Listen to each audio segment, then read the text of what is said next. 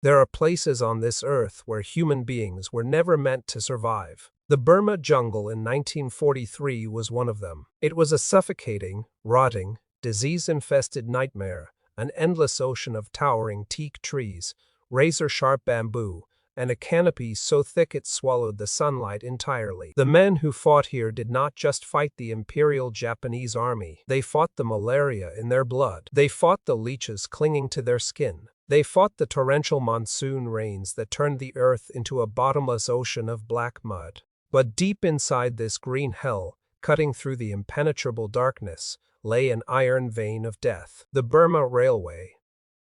They called it the Death Railway for a reason. For every single wooden sleeper laid on those tracks, a man had died. Tens of thousands of Allied prisoners of war and Asian laborers were being worked, starved, and beaten to death to build a supply line for the Japanese war machine. The railway was an open wound in the jungle, a monument to human suffering.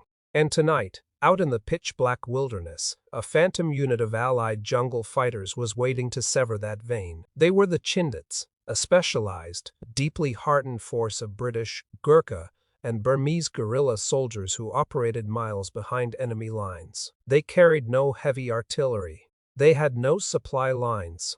They survived on whatever they carried on their backs, melting into the jungle like ghosts. For 14 days, they had marched through unmapped, hostile territory, marching through waist-deep swamps and crossing crocodile-infested rivers, all for a single, deadly objective: to completely destroy a heavily armed Japanese transport train moving through the dead of night. By midnight, the monsoon rain began to fall.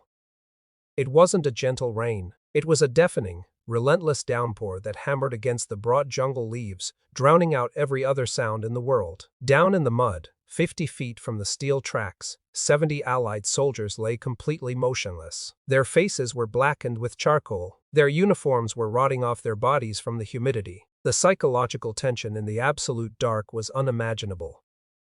In the midnight jungle, your eyes become useless. You cannot see the man lying shoulder to shoulder with you. You cannot see your own hands in front of your face. You are entirely blind, left with nothing but the sound of the rain and your own racing heartbeat. The waiting was a form of psychological torture. Every snapped twig in the distance, every rustle of the bamboo, could be a Japanese night patrol creeping up with fixed bayonets. Down by the tracks, the demolition experts had already done their work. Crawling on their bellies over the sharp gravel, they had carefully packed high-grade explosives underneath the iron rails, wiring the detonators under the cover of the roaring rain. Now, all they could do was lie in the mud, grip the cold, wet steel of their Thompson submachine guns and Lee Enfield rifles, and wait for the beast to arrive. They had been lying in the freezing mud for 6 hours. Muscles cramped, insects bit into their flesh, but not a single man moved. If one man coughed, if one man sneezed, the entire ambush would be compromised,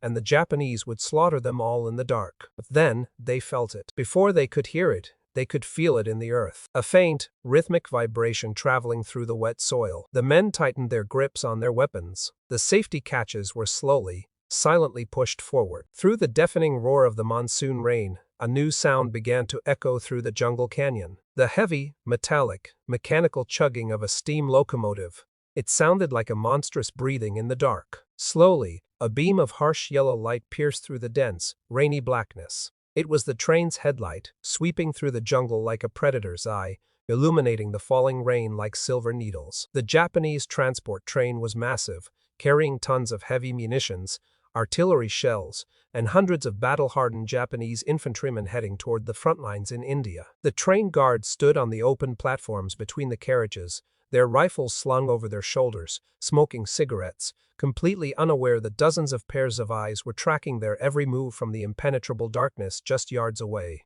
The locomotive grew louder, the earth shook violently, and the deafening screech of metal on metal filled the valley. The Allied commander, hidden behind a rotting log, held the plunge detonator in his shaking, mud-caked hands. He watched the massive steel wheels of the engine roll perfectly over the kill zone. He waited for the exact, perfect fraction of a second. He pushed the plunger. The jungle erupted into daylight. A blinding, earth-shattering explosion ripped through the undergrowth. The sheer concussive force of the blast tore the heavy steel track straight out of the ground, bending them like cheap wire. The front of the massive steam locomotive was completely lifted off the earth in a brilliant flash of orange fire and boiling white steam. The sound of the derailment was apocalyptic. The engine crashed down into the mud, digging into the earth and violently throwing the carriages behind it off the tracks. Hundreds of tons of steel, wood, and weaponry smashed together in a catastrophic accordion effect. Carriages splintered into a million pieces. The violent screech of tearing metal and the explosive hiss of the ruptured steam boiler deafened everyone in the valley. Inside the train, Japanese soldiers were thrown violently through the air,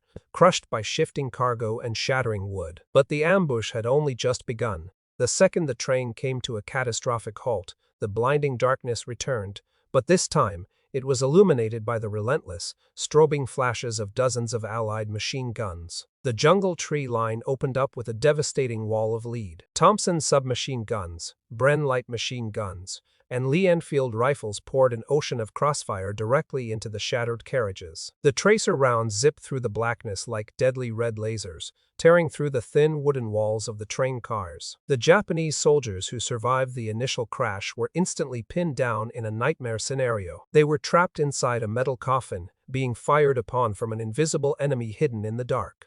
The screams of the wounded and dying were drowned out by the continuous, mechanical roar of the Allied gunfire. Bullets sparked heavily against the overturned steel locomotive. Japanese guards who tried to stumble out of the wreckage into the mud were cut down instantly by the merciless crossfire. The Allied soldiers showed no hesitation. This was the brutal reality of guerrilla warfare. There were no rules of engagement in the midnight jungle. You fired into the wreckage until the barrels of your weapons glowed red hot, until your magazines were entirely empty. The smell of burning cordite, sulfur, and pulverized earth mixed with the metallic scent of fresh blood in the humid air. For 3 straight minutes, it was an unopposed execution in the dark. But the Japanese Imperial Army in 1943 was a military force built on absolute fanaticism. They did not retreat. They did not surrender. Inside the burning, shattered remains of the train, a surviving Japanese officer drew his sword. Bleeding from the crash, he began screaming orders over the deafening gunfire. The surviving Japanese infantrymen, disoriented, battered, and surrounded, did the unthinkable. They didn't take cover. They fixed their bayonets, let out blood-curdling battle cries, and charged blindly into the pitch-black jungle. This was the Banzai Charge. It was a terrifying, suicidal wave of human bodies throwing themselves into the teeth of the Allied machine guns. Some were cut down in the mud before they could take 3 steps, but there were too many of them, and the darkness was too absolute. The Japanese soldiers crashed into the Allied hidden positions.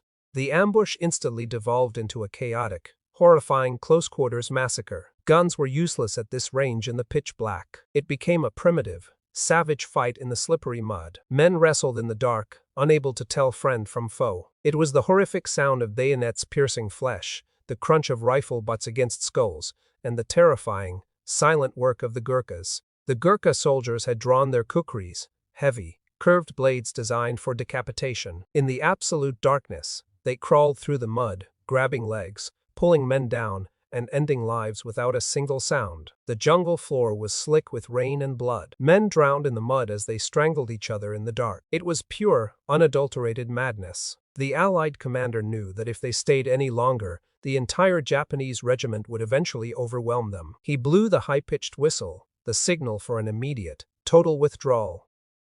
The guerrilla fighters instantly disengaged. They threw smoke grenades and white phosphorus into the wreckage to create a blinding smokescreen, and like the ghosts they were, they faded backward, disappearing completely into the impenetrable blackness of the deep jungle. They left behind an apocalyptic scene. The magnificent, terrifying iron beast of the Japanese railway lay slaughtered in the mud. The locomotive was a mangled, burning carcass of steel, hissing steam into the cold monsoon rain. The tracks were completely destroyed, guaranteeing the supply line would be broken for weeks. The area surrounding the train was littered with the bodies of the fallen, friend and foe alike, half buried in the deep mud. For the Allied soldiers, there was no celebration. There was no time to rest. They were still miles behind enemy lines, carrying their wounded comrades on makeshift bamboo stretchers, marching blindly back into the terrifying darkness of the green hell. They knew that by morning, thousands of furious Japanese soldiers would be hunting them. The psychological toll of what they had just survived, the things they had just done in the dark,